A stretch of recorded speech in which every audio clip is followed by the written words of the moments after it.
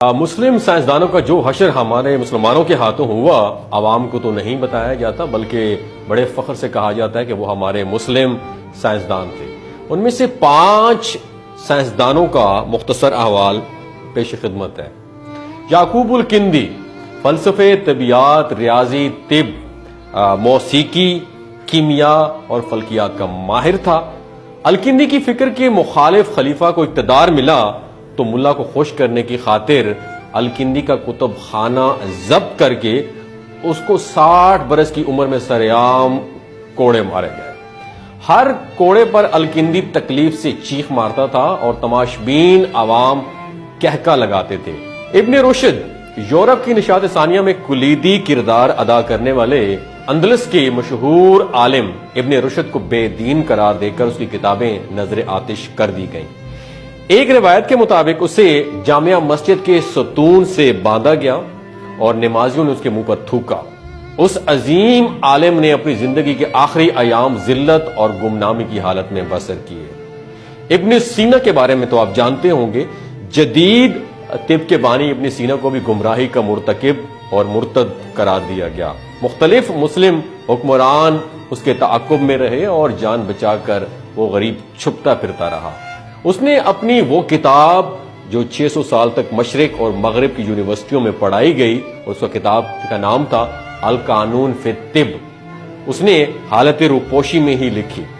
زکریا الرازی عظیم فلسفی تھا، کیمیا دان تھا، ماہر فلکیات اور طبیب بھی تھا۔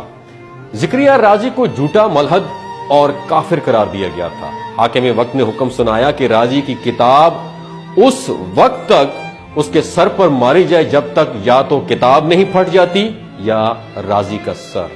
اس طرح بار بار کتابیں سر پر مارے جانے کی وجہ سے رازی اندھا ہو گیا اور اس کے بعد موت تک کبھی نہ دیکھ سکا۔ جابر بن حیان کے بارے میں بھی آپ جانتے ہوں گے، جسے مغربی دنیا کے لوگ جدید کیمیا کا باپ کہتے ہیں، جس نے کیمیا، طب، فلسفہ اور فلکیات پر کام کیا، جس کی کتاب الکیمیا اور کتاب السابعین صرف مغرب کی لائبریریوں میں ملتی ہیں۔ جابر بن حیان سے حاکم وقت کا انتقامی سلوک، حکومت وقت کو جابر کی بڑھتی ہوئی شہرت کھٹکنے لگی، چنانچہ جابر کا خراسان میں رہنا مشکل ہو گیا تھا۔ اس کی والدہ کو کوڑے مار مار کر آخرکار شہید کر دیا گیا تھا۔ جابر بن حیان اپنی کتابوں اور لیبارٹری کا مختصر سامان سمیٹ کر عراق کے شہر بصرہ چلا گیا۔ بصرہ کے لوگ جابر بن حیان کے علم کے آخرکار گرویدہ ہو گئے۔